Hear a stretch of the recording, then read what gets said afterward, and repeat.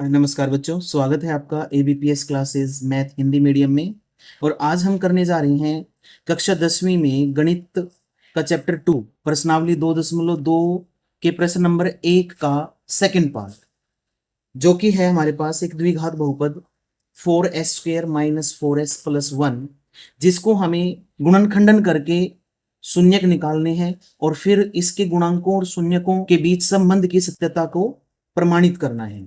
तो सबसे पहले हम इसके गुणनखंडन करते हैं। गुणनखंडन के लिए मुझे दो संख्याएं ऐसी चाहिए जिनको गुणा करें तो प्रथम और अंतिम गुणांक के गुणनफल के बराबर आए। मतलब गुणा मुझे चाहिए 4 × 1, 4 चाहिए। तो और तीसरा पद प्लस में है, तो जोड़ने से मुझे बीच वाला पद वो भी 4 चाहिए। दो संख्याएं मुझे ऐसी ढूंढनी है जिनको आपस में गुणा करें तो 4 आए और दोनों को आपस में जोड़ें तो भी 4 आए। अब ऐसी दो संख्याएं कौन सी हैं? 2 और 2 ही है ऐसी संख्याएं तो जो दोनों कंडीशंस को फुलफिल करेगा। तो हमारे जोड़े जो बनेंगे वो 2 और 2 बन जाएंगे। इनके साथ s लगा के और दोनों के साथ माइनस का साइन लगा के 4s की जगह रख देंगे। तो मेरे पास ये 4s² - 2s - 2s और +1 ये इसमें बदल जाएगा। अब दो दो का ग्रुप बनाएंगे। पहले ग्रुप में 4s की 2 - 2s, एक तो 2 कॉमन है दोनों के अंदर और एक s कॉमन है, तो 2s कॉमन आ जाएगा बाहर। अंदर क्या बचेगा? 2 दूनी 4 और एक s से एक s कट के s बचेगा, माइनस 2 से 2 कट जाएगा, s से s कट जाएगा, तो यहाँ पे 1 बचेगा।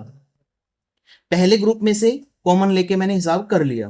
अब जो निशान है वो निशान लगाएंगे और 2s और 1, इनमें ना तो कोई संख्या कॉमन है, यहाँ 2 है यहाँ 1 है, और ना ही बीजीय पद s कॉमन है, तो यहाँ कुछ भी कॉमन नहीं है। इसका मतलब यहाँ 1 कॉमन लगा लेंगे हम, और माइनस बाहर रह गया तो -1 कॉमन ले लेंगे इनमें से। माइनस से माइनस कट के यहाँ 2s और ये प्लस माइनस माइनस 1 एकम 1। अब इसमें ये ब्रैकेट कॉमन आ गई, 2s - 1 और 2s - 1 ये बच गया। और ये क्या हो गया? अरे वाह, ये तो दोनों फैक्टर क्या हो गए? एक जैसे हो गए। तो इनमें से जीरोज फाइंड आउट करने के लिए, शून्यक निकालने के लिए 2s - 1 को 0 के इक्वल रख लो। यहां से 2s = 1, 2s 1 के बराबर आ जाएगा। s बराबर है 2 को उधर लेके जाएंगे तो 1 के बटे में लिखा जाएगा। इसी तरह से दूसरी वैल्यू जो आएगी s की, वो भी क्या होगी? 1/2 हो जाएगी। तो मेरे पास ये शून्यक तो आ गई, एक अल्फा 1/2 और एक बीटा वो भी 1/2। एक आंसर तो ये हो गया। अब इन शून्यकों और इनके गुणांकों में संबंध की सत्यता की जांच करनी है। उसके लिए a क्या है? यहाँ s की 2 का गुणांक 4, b क्या है? s का गुणांक -4, और c क्या है? 1 है। कोई दिक्कत बच्चों? कहीं कोई दिक्कत आएगी तो कमेंट करके बता सकते हैं।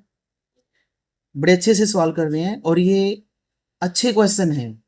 इस एक्सरसाइज में से एक क्वेश्चन पहले पार्ट में, पहले क्वेश्चन में से आएगा ही आएगा। अगर सवाल समझ में आ रहा है, वीडियो अच्छी लग रही है तो प्लीज वीडियो को लाइक करें, शेयर करें और चैनल को सब्सक्राइब जरूर करें। चलो आगे चलते हैं। अल्फा बीटा की वैल्यू होगी मेरे पास, दोनों शून्यकों की ए बी सी की वैल्यू रख दी मैंने।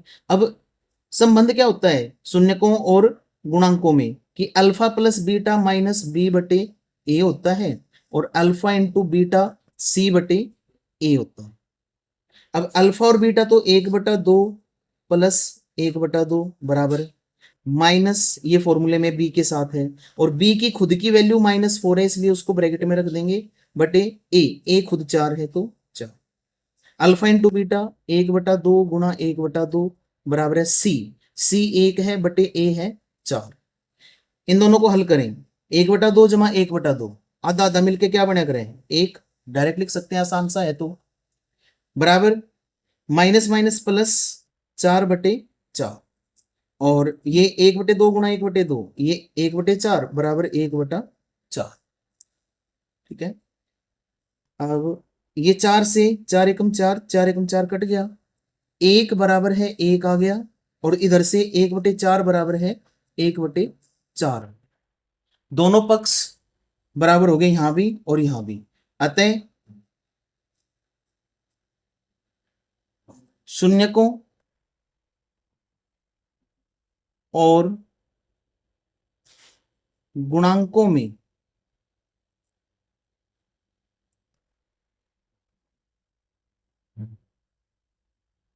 संबंध की सत्यता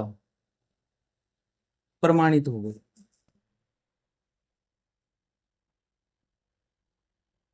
यही करना था हमें, ठीक है। छोटा सा सवाल है, अच्छा है, करेंगे, इसको नोट कर लेंगे। इसी तरह से हम अगली वीडियो में क्वेश्चन नंबर 1 का थर्ड पार्ट सॉल्व करेंगे। पहले क्वेश्चन को समझेंगे, फिर अपने आप करके देखेंगे। कोई डाउट रहेगा तो उसको फिर वीडियो चला के फिर देखेंगे, और फिर भी कोई डाउट रहता है तो कमेंट करके बात कर सकते हैं, पूछ सकते हैं।